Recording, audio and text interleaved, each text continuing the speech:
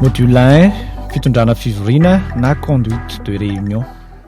Ao anatin'ity module 1 ity dia ahitantsika ny fanomanana ny fivoriana na ny préparation, ny fizotry ny fivoriana ary ny famaranana ny fivoriana. Hijery ny momba ny fanomanana ny fivoriana ary tsika. Mba hialana amin'ny fikorontanana, ny mpanentana dia tokony handamina amin'ny fivoriana arakaraka ny isan'ny mpandray anjara. Noho izany dia farito sy apetrao mazava tsara ary ny tanjon'ny fivoriana. Ny fametrahana ity fanontaniana manaraka ity dia mamaly amin'ny fahafantarana ny tanjon'izany fivoriana izany. Inona ny zavatra tokony ho tapaka na hivoaka ao aorian'ity fivoriana ity. Ataovy milamina dia mialoha ihany koa ny lahadinika na ny ordre du jour. Ny lahadinika mazava tsara sy voarindra dia antoka amin'ny fahombiazan'ny fivoriana. Omano ny votoatiny. Ny votoatiny ratsy fanomanana dia mety hitondra hatrany amin'ny vokatra ratsy. Fantaro mazava tsara ary alamino arakaraka ny lanjan'ny lisitra ireo fanontaniana hodinihana. Tsy ilaina ny firesahana teboka maro loatra mba hialana amin'ny fisafoana azy tsy misy fandinihana lalina. Ary ihany koa amin'izay mety tsy fanajana ny laminasa sy fotoana efa narindra mialoha.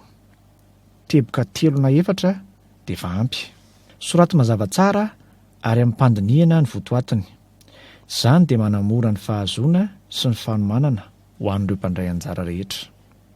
Dinio koa ny momba ny fanomanana sy ny fanaparitahana ny fiantsoana na ny convocation.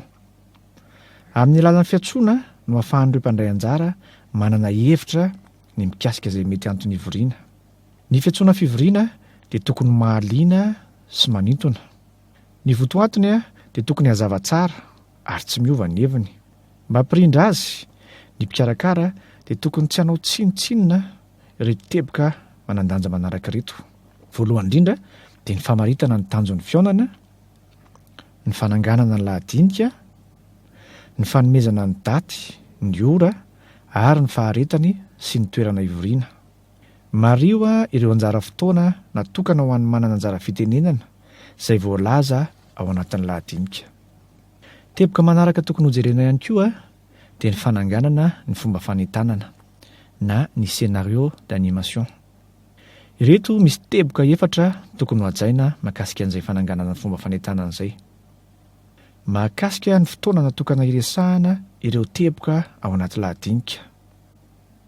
Mario tsara izay fotoana natokana hiresahana ireo teboka tsirairay avy ao anaty lahadinika izay ao anatin'ny fanajana ny faharetana amin'ny akapobean'ny fivoriana. Tandremo ny fahazarana manao lavaresaka. Tansao ireo dingana ilaina ahafahana manatratra ny tanjona isaky ny teboka resahana. Tokony ho hita ao avokoa ireo dingana. Ny momba ny fitaovana tokony ho manina. Tansao ireo karazana fitaovana mba hisorohana ny fanadinoana ary mba hifantohana tanteraka amin'ny fanentanana. Momba ny fanentanana indray, dinio dia ny mialoha no fihetsika na fitondran-tena manoloana an'izay mety ho olana ara-pifandraisana mety iseho mandritra ny fanentanana. Hojerevantsika manaraka indray ary ny fizotry ny fivoriana. Mba hampahomby ny fivoriana dia reto ny dingana tokony arahana sy hohajaina. Dingana fampidirana. Manana fomba fijery miabo. Fahombiazana avy hatrany no ataovy ao an-tsaina dia ny eny ampiandohan'ny fivoriana. Mba ho mari-potoana dia atombohy amin'ny oran'ny fanomezana ny fivoriana. Alohan'ny zavatra rehetra, arabao aloha ny mpandray anjara rehetra isaora izy ireo noho ny fahatongavany sy ny fahamarinam-potoanany. Ataovy ny fifampahafantarana ho an'ny samy mpandray anjara amin'ny alalan'ny tour de table mba tsy ho hisy adino. Izany hoe ny présentation ny participant no ataontsika eto.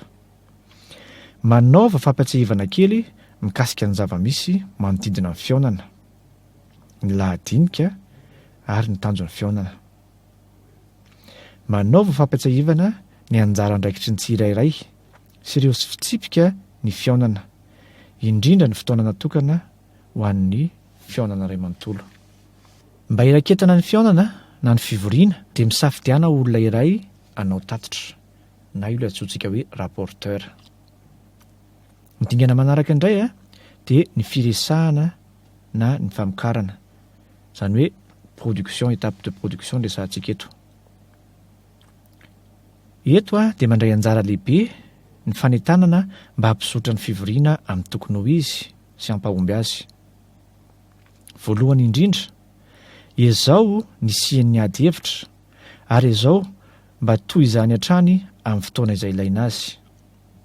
Fehezo ny fanakalozana sy ny ady hevitra ary izao mba tsy hivoana amin'ny antondresaka izany. Aoka mba samy ho afaka maneho hevitra ny tsirairay ary mba ho voazara araka ny tokony ho izy ny fandraisam-pitenenana. Sainy dia mimeloha izay mety ho disadisa. Izao mba hizotra ho amin'ny lalana tokony ho izy ny fandinihana, izany hoe ny réflexion.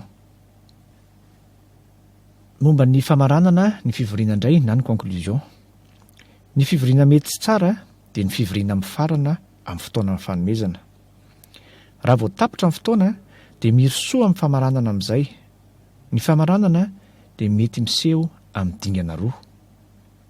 Amin'ny fiafaran'ny fivoriana dia ny famitinana sy ny fandravonana izay voalaza miampy fampatsahivana ireo fanapahan-kevitra noraisina. Ity dingana ity dia manan-danja tokoa satria ahafahana mameny asa vita sy mamantatra sahady no toyny mahakasika ny asa atao sy izay tompon'andraikitra. Ny dinga manaraka indray ao anatin'ny famaranana ny fivoriana dia ny aorian'ny fiaonana. Mirosoa amin'ny fanontana ny tatitra na ny atao hoe compte rendu. Io dia anjara asan'ny rapporteur na ny mpanao tatitra avy amin'ireo angom-baovao azo nandritra ny fanakalozan-kevitra. Rehefa vita ny compte rendu dia miroso amin'ny fanaparitahana azy ho an'ireo mpandray anjara sy ireo mpisehatra hafa.